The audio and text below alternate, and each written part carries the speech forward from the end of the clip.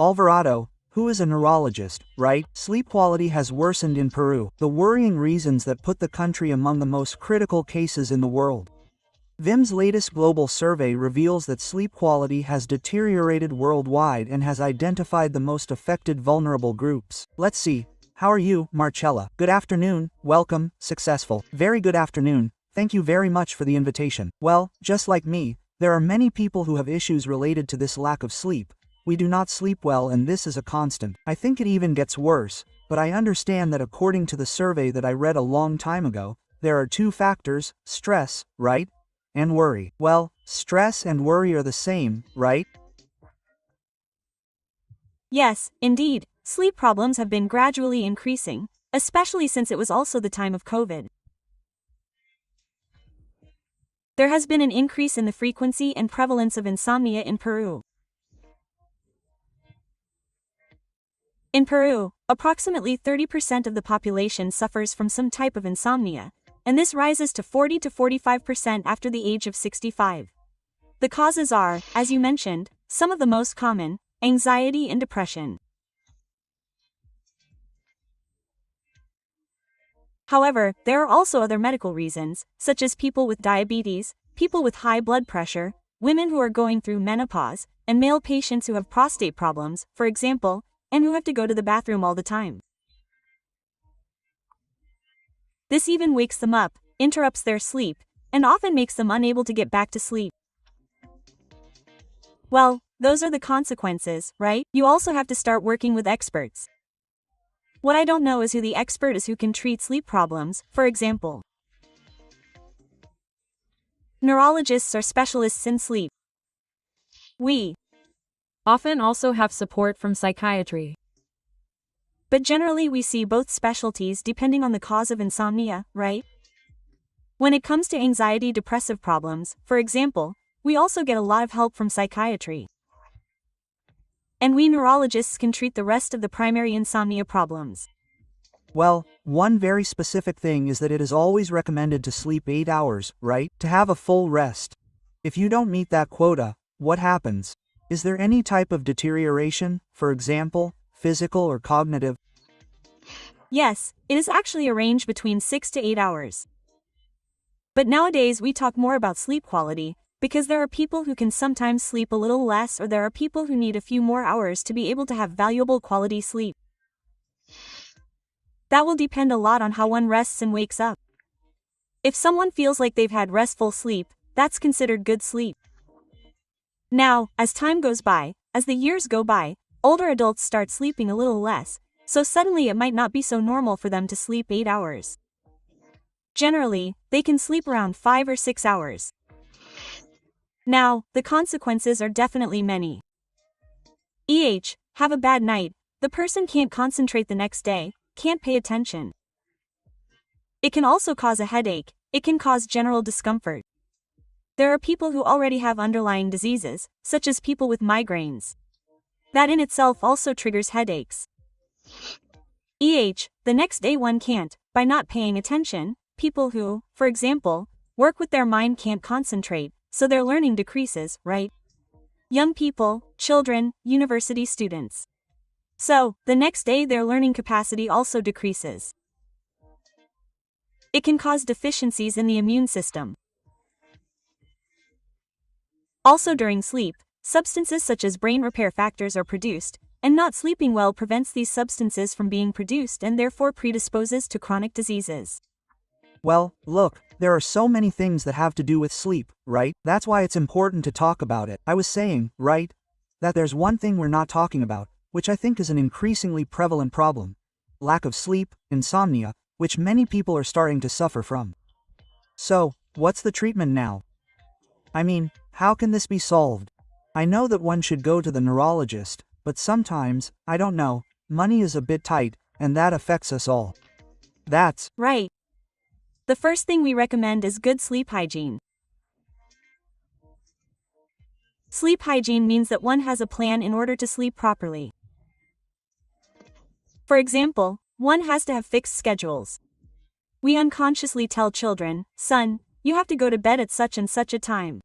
Unconsciously, because we know that by going to sleep at a certain time every day, that person, that little one, will get used to it. The same goes for us, for adults. And sometimes we don't do it. We should have fixed schedules to be able to rest, to be able to sleep, and our mind will get used to that being our bedtime. Secondly, the room where one is going to rest has to be appropriate. It is not advisable to have a television in the room. It is not advisable to take the computer into the room to continue working in bed. It is not advisable to be on the cell phone, with the devices, because it will distract us and will decrease our quality and hours of sleep, the light, the noises. In reality, the bedroom has to be a temple, a sanctuary, right? Where we can rest peacefully. Among other additional precautions, such as, for example, not having very large dinners at night or drinking caffeine or alcohol during the night. The last thing is a little more complex because some people believe, right? And some, not some, but I believe that alcohol relaxes you, right? Like for me, it's calm. Some people may experience more anxiety. There are people who actually feel it causes them to urinate more hours during the night and wakes them up. Well, there are some beliefs that are wrong, right? The issue of melatonin. Yes, I would like you to explain that to the general public, what it is, right? Because there are people who are already taking melatonin-related treatments. Melatonin is a substance that we normally produce. In general, it is a natural substance. Generally, we all produce it, but people who suffer from insomnia produce much less. So it is like replenishing that substance, right? It can be used, we use it, we even prescribe it, but it does not have the desired effect for everyone. When it is suddenly mild insomnia or it is only a question of sleep quality, suddenly the person sleeps for hours, but wakes up tired, as if they had not slept well. It helps a lot with sleep quality. It is a useful aid, but there are people for whom it no longer has any effect. Even if you take a good dose, it no longer has any effect. Of course, and when that treatment no longer works for you, what do you resort to? Now, I want to be very responsible in that sense because it's not like people can self-medicate, right? Yes, especially because the types of drugs that are omnivorous have to be very well indicated because they can also exceed the dose and fall asleep the next day, or they can also be misused, as you must know, right? Well, unfortunately there are many unscrupulous people who use it for other things, but it has to be properly medicated because that will depend on the other symptoms. And many times it is not just insomnia, many times it is, as you said at the beginning, anxiety, stress, and some depression. Some people have disorders, for example, they snore a lot at night, others wake up at night to urinate. So, depending on the underlying condition, the medication that one needs is chosen. That's why a complete insomnia assessment is required to see what additional factors there are and not just ignore them, that is, just give them a sleeping pill, but also see the cause of that insomnia, the reason why they have that insomnia. Well, in the case of, if you have insomnia because you snore on your side, this, of course, is going to be worse. That's another type of insomnia, right? I mean, of course, you have to treat the issue of snoring with a specialist too, right? In this case, it's, oh, I forgot the name of the specialist, sorry. It can also be seen with the ENT, with a pulmonologist, also depending on the reason for the snoring, right? Which is also a long list of causes. Yes, it is quite serious. Well, the recommendation will always be to go to the specialist, right? Yes, as I was saying, what can be done that does not suddenly require a prescription is sleep hygiene, right? The recommendation is to have, all the arrangements, in order of what one has to do at bedtime, right? Having the hours, the fixed time, having the appropriate room, not having a television in the room, not having the computer in the room. There are people who take the computer to bed to continue working. Cell phones, which we now sometimes take with us with social networks, we are in the room and we do not sleep because we are attentive to the cell phone, the lights off, the noises, trying to avoid all distractions that could disturb a good night's sleep.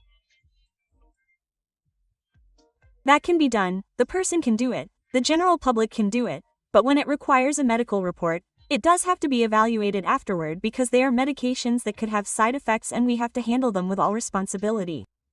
Well, Marcella, thank you very much, a big hug to you. Thank you. Well, Marcella Alvarado, neurologist, as you know, go to the specialists, do not self-medicate. That's for starters. The other thing is to start not identifying what our main problems are regarding sleep. This is not a minor issue, it is quite a serious issue. I mean, it causes both physical and psychocognitive problems, right? You are not at 100% of your capacities and you do not sleep properly and you are always quite tired, worn out, and if there is an accumulation, it is worse. So, look for a specialist and have a treatment that is appropriate. Do not self-medicate. That is always the most important thing regarding this type of treatment for issues.